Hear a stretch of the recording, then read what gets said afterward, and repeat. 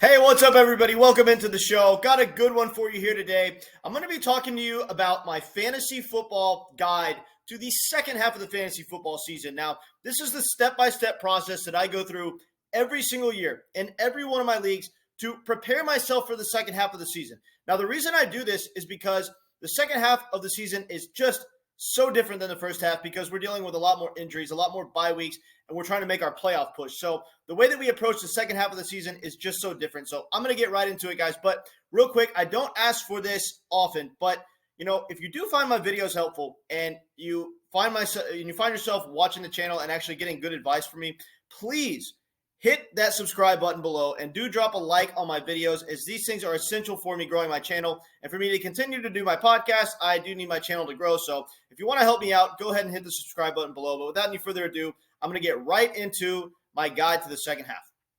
All right, guys, I'm going to start right here with the first thing on my list. And that is, if you can, please try to play 3 running backs. Now, obviously, the most standard league style is, 2 running backs, 2 wide receivers, and a flex.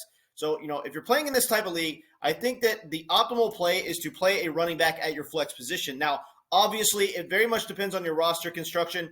And if your third best player is a wide receiver and that wide receiver gets you far more points on a weekly basis than your third running back, obviously play a third wide receiver. But I want to encourage everyone to manipulate the trade market and, try to get a third running back on your team to play a third running back at your flex, because at the end of the day, that's going to produce you more fantasy points than playing a third wide receiver. The running back position is more reliable, and it gives you a significantly safer floor on a week-to-week basis at the flex position. So if you can, if it's at all possible, try to play 3 running backs throughout the entirety of the second half of the season and the entirety of the fantasy playoffs, because if you look at most rosters that win leagues in fantasy, most of them are playing a running back at their flex as opposed to a wide receiver.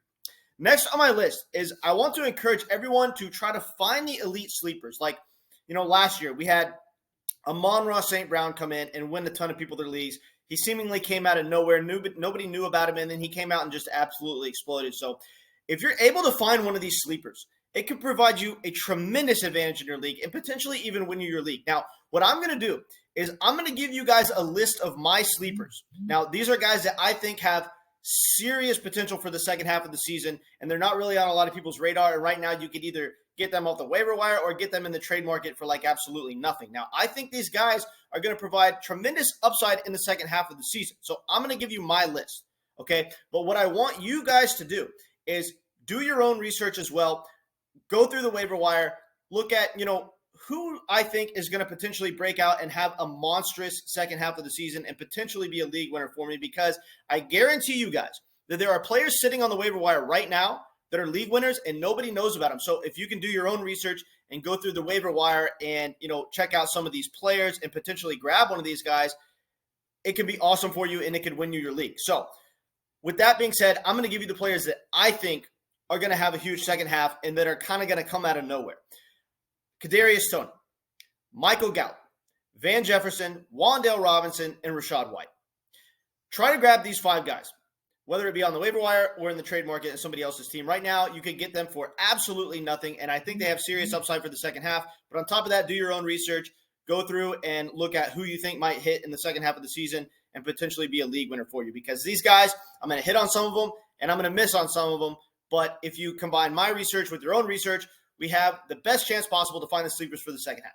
Next on my list is I want you to go ahead and navigate the bye weeks. Look ahead to, who's going to be on my bench in my most pivotal matchups and who am I going to replace these guys with? Because when you look at it every single season, a lot of teams end up kind of being unprepared for bye weeks. It kind of hits them and then, it's like they just weren't ready for it, right? They didn't have that player ready to replace Cooper Kupp or ready to replace, Pat Mahomes like this week. The Chiefs have a bye week. So, who are you going to replace your main guys with?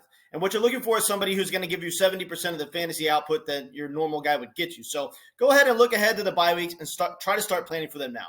Next on my list is when it comes to making trades, and there's a lot of trades that kind of start to go through at this time of year because, we're not too incredibly far away from the trade deadline. So, when it comes to your trades, I want you guys to look at strength of schedule.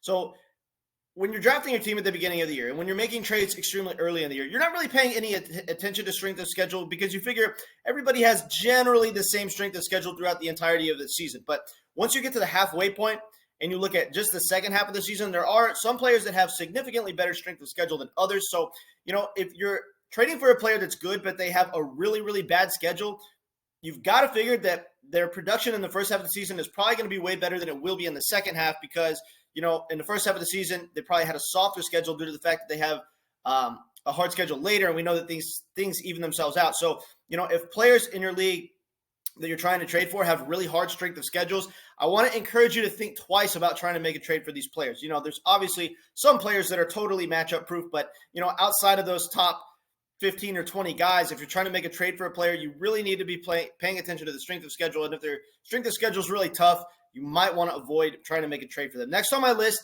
is when it comes to your defenses. Now, I talk about this all the time. I encourage people to play defenses based on the matchup, right? So I encourage you to definitely do this. And, when it comes to defense, I want you to look at the strength of schedule as well. So some examples of teams that are kind of just okay defenses but have really good strength of schedules going forward are the Kansas City Chiefs and the LA Chargers. They're kind of middle of the pack, just okay defenses, but they have really good strength of schedules for the rest of the season. So if you can stash these defenses on your bench, there's going to be more than a handful of games where you end up wanting to play these defenses for the rest of the year because they just have an amazing matchup and they'll be able to exploit the offense that they're playing against because, they might be a middle of the pack defense, but, the matchup is more important when it comes to the defense than it is any other position. So, considering the fact that, these defenses have really good strength of schedules going forward, you might want to pick them up and stash them on your bench. What you do is you can just go over to Fantasy Pros and go to the defensive position and look at strength of schedule for the rest of the season.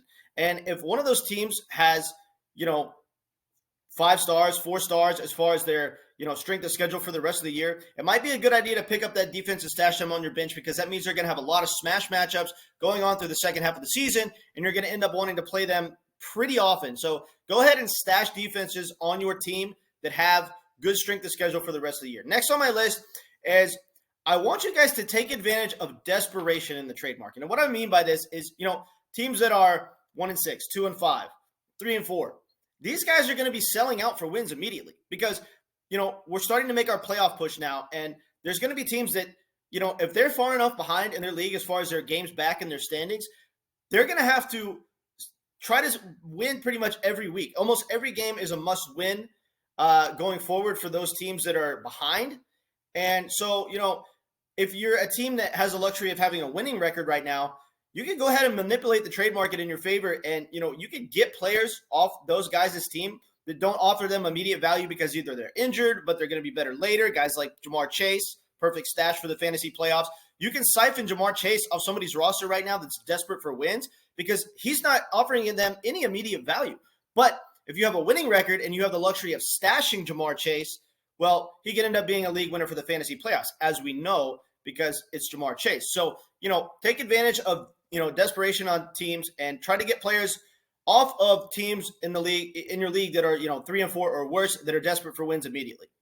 Next and final thing on my list is if you are 3-4 or worse, I think it might be the time in the year where you need to go ahead and start trading some depth off of your roster to bolster your starting positions. Because, when you're on this end, you really need to start looking to win immediately, right? Because, stashing for the fantasy playoffs is great, but if you don't make the fantasy playoffs, it doesn't matter. So, you've got to kind of start doing whatever it takes to win at this point. So if you are 3-4 or worse, and you have, say, a ridiculous amount of running back depth, but you're weak at wide receiver, or you have, a ridiculous amount of wide receiver depth, but you're not so good at running back, go ahead and try to flip-flop these positions. Trade one of your depth running backs for a starting wide receiver for a team that needs, to a team that needs running back, or vice versa. So, yeah, that's pretty much, those are my recommendations for the rest of the season. These things can significantly help you bolster your roster and give you a critical edge going forward in the second half of the fantasy season. So I appreciate you guys tuning into the video, and I will catch you later.